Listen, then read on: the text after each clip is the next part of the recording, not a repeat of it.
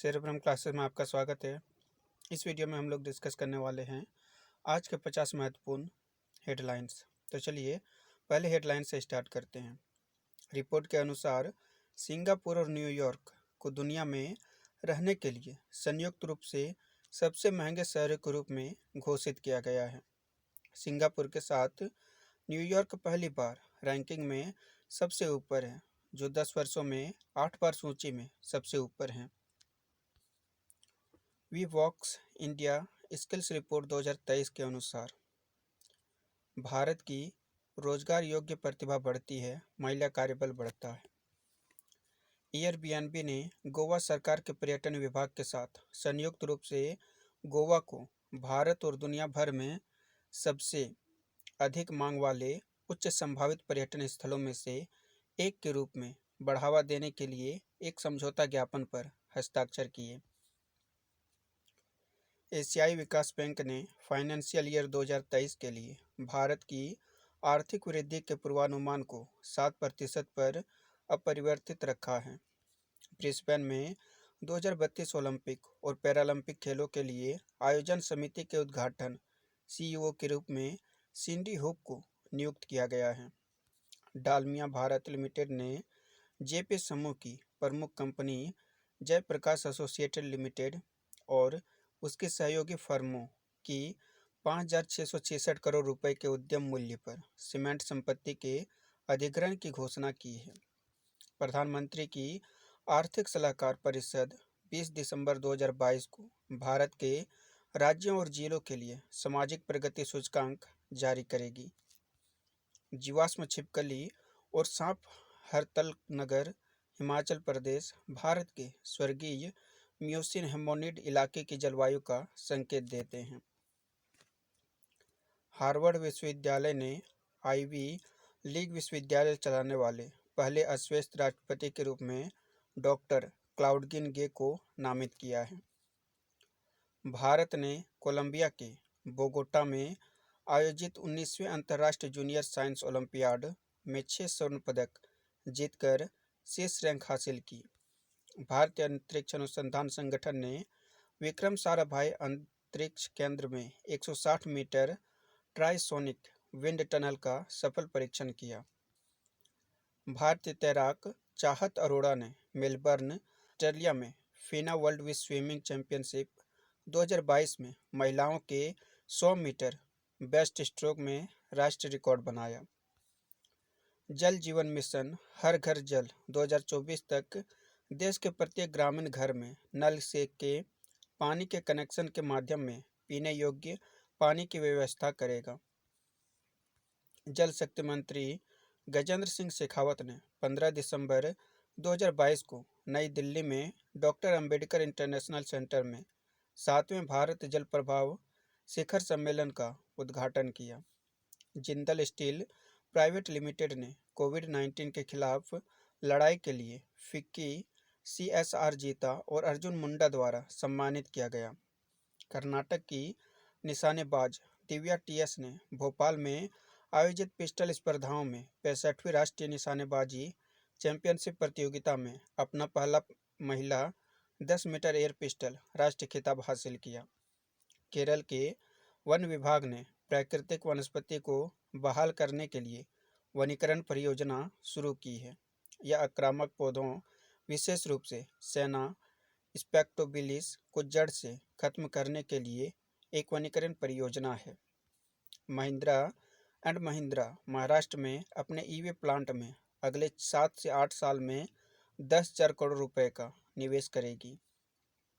भारत में टीबी के मामलों को कम करने के लिए किए गए उपाय। भारत में टीबी की घटनाएं 2015 में 256 लाख जनसंख्या से 18% कम होकर 221 में 210 लाख जनसंख्या हो गई है।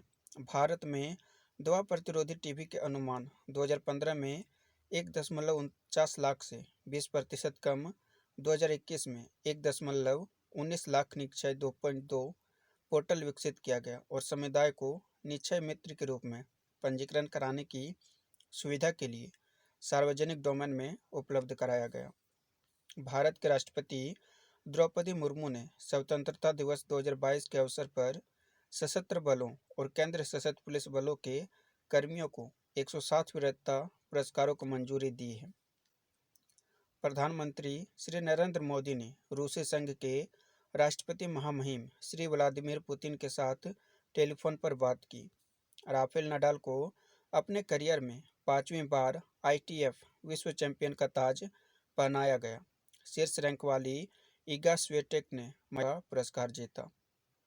राजीव कुमार बिश्नोई ने नेशनल हाइड्रोइलेक्ट्रिक पावर कॉरपोरेशन के अध्यक्ष और प्रबंध निदेशक के रूप में अतिरिक्त प्रभार संभाला। हाल ही में भारत ने अग्नि 5 परमाणु सक्षम बैलिस्टिक मिसाइल का रात्रि परीक्षण सफलतापूर्वक किया। हाल ही में तमिलनाडु पुलिस ने फ्रांस द्वारा नटराज की एक कांस्य मूर्ति की निर्धारित नीलामी को सफलतापूर्वक रोक दिया। स्पाइस जेट को सेल्फ हैंडलिंग एयरलाइनों में शीर्ष प्रदर्शनकर्ताओं होने के लिए GMR दिल्ली एयरपोर्ट अवार्ड्स 2022 द्वारा safety performer of the year पुरस्कार से सम्मानित किया गया है। SS राजामौली निर्देशित पीरियड फिल्म RRR को जनवरी 2023 में होने वाले गोल्डन ग्लोब अवार्ड्स में से 2 श्रेणियों में नामांकित किया गया है।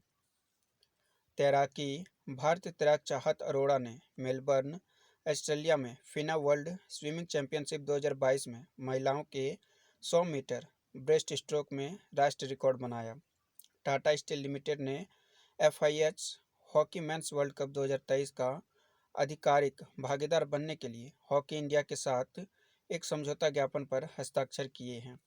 भारत और नेपाल के बीच भारत नेपाल संयुक्त प्रशिक्षण अभ्यास सूर्य किरण 16 का 16वां संस्करण 16 से 29 दिसंबर 2022 तक नेपाल आर्मी बैटल स्कूल सालझंजी में आयोजित किया जाएगा।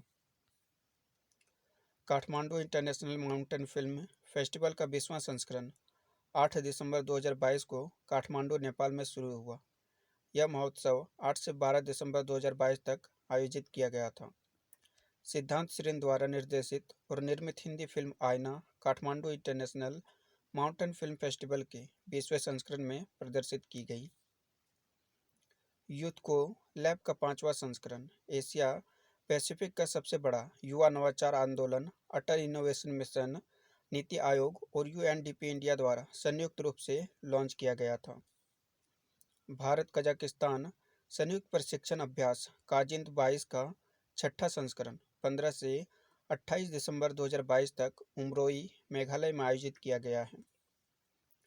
अखिल भारतीय आयुर्वेद संस्थान ने चिकित्सा विज्ञान विश्वविद्यालय क्यूबेक के साथ एक समझौता ज्ञापन पर हस्ताक्षर किए हैं और महाद्वीपों में आयुर्वेद को बढ़ावा देने के लिए Rosenberg European Academy of Ayurveda Germany के साथ 5 और वर्षों के लिए एक समझौते का विस्तार किया है। राजधानी नई दिल्ली स्थित अखिल भारत आयुर्विज्ञान संस्थान को तंबाकू मुक्त क्षेत्र घोषित किया गया है। जिला पर्यटन संवर्धन परिषद कोझिकोड ने प्रसिद्ध बेपोर पुरु के लिए भौगोलिक संकेत टैग के लिए आवेदन किया। असम के लोगों के लिए उनकी पहचान कहे जाने वाले असम के गमोचा को जियोग्राफिकल इंडिकेशन टैग दिया गया है। संघीय मामलों के मंत्रालय और नेपाल सरकार के सामान्य प्रशासन और काठमांडू में भारतीय दूतावास ने 3 उच्च प्रभाव वाली विकास परियोजनाओं के कार्यान्वयन के लिए 3 समझौते ज्ञापनों पर हस्ताक्षर किए हैं। 1971 के बांग्लादेश मुक्ति संग्राम में पाकिस्तान पर भारत की जीत के उपलक्ष्य में राष्ट्र विजय दिवस मनाता है। नेशनल ज्यूडिशियल डेटा ग्रिड एक ऑनलाइन प्लेटफॉर्म के रूप में जुड़े जिला और अधीनस्थ न्यायालयों को उच्च न्यायालयों के आदेशों, निर्णयों और मामले के विवरण का एक डेटाबेस है जिस पर लगभग वास्तविक समय के आधार पर डेटा अपडेट किया जाता है। समान नागरिक संहिता भारत में एक प्रस्तावित कानून है जो नागरिकों को व्यक्तिगत कानूनों को उनके लिंग, यौन अभिविन्यास या धर्म की परवाह किए बिना बनाने और निष्पादित करने के लिए है। संयुक्त राष्ट्र ने भारत की पवित्र नदी गंगा को फिर से जीवंत करने के लिए नमामि गंगे पहल को प्राकृतिक दुनिया को पुनर्जीवित करने के लिए शीर्ष 10 विश्व बहाली फ्लैगशिप में से एक के रूप में मान्यता दी गई है। संयुक्त राष्ट्र की एक रिपोर्ट के अनुसार वैश्विक व्यापार का मूल्य इस साल का एक नए रिकॉर्ड तक पहुंचने के लिए तैयार है, जो लगभग 12% बढ़कर अनुमानित 32 ट्रिलियन हो गया है। विश्व गैस्ट्रोएंट्रोलॉजी संगठन ने गैस्ट्रोएंट्रोलॉजी के क्षेत्र में उनके योगदान के लिए चेन्नई स्थित गैस्ट्रोएंट्रोलॉजिस्ट के आर पलानीस्वामी को 2022 मास्टर्स ऑफ द डब्ल्यूजीओ अवार्ड प्रदान किया गया। विश्व स्वास्थ्य संगठन ने घोषणा की कि सर जेरोमो फर्रार 2023 के वसंत में अपनी भूमिका की शुरुआत करते हुए इसके नए मुख्य वैज्ञानिक बनेंगे। वह स्वामीनाथन की जगह लेंगे, जिन्होंने पिछले महीने अपने पद से इस्तीफा दे दिया था। हिमालय में पाई जाने वाली 3 औषधीय पौधों ने हाल ही में एक आकलन के बाद प्रकृति के संरक्षण के लिए अंतर्राष्ट्रीय संघ की संकटग्रस्त प्रजातियों की लाल सूची में जगह बनाई है। केंद्रीय नागरिक उड्डयन मंत्री ज्योतिरादित्य सिंधिया ने मुंबई और सैन फ्रांसिस्को के बीच सीढ़ी उड़ान का उद्घाटन किया। केंद्रीय मंत्री डॉक्टर जितेंद्र सिंह ने कहा कि भारतीय छात्र 21 से 24 जनवरी 2023 तक भोपाल में होने वाले आगामी भारत अंतर्राष्ट्रीय विज्ञान महोत्सव 2022 में गिनीज बुक ऑफ रिकॉर्ड्स के लिए प्रतिस्पर्धा करेंगे और 2 नए विश्व रिकॉर्ड बनाने की कोशिश करेंगे। संयुक्त राष्ट्र आर्थिक और सामाजिक परिषद ने ईरान को अपने पहला अधिकार निकाय से हटाने के लिए मतदान किया। महिलाओं की स्थिति पर संयुक्त राष्ट्र आयोग। संयुक्त राज्य अमेरिका ने परमाणु संलयन सफलता की घोषणा की है। लगभग असीमित स्वच्छ ऊर्जा के वादे की इस दिशा में एक ऐतिहासिक कदम और जलवायु परिवर्तन को रोकने के लिए लड़ाई में मदद कर सकता है।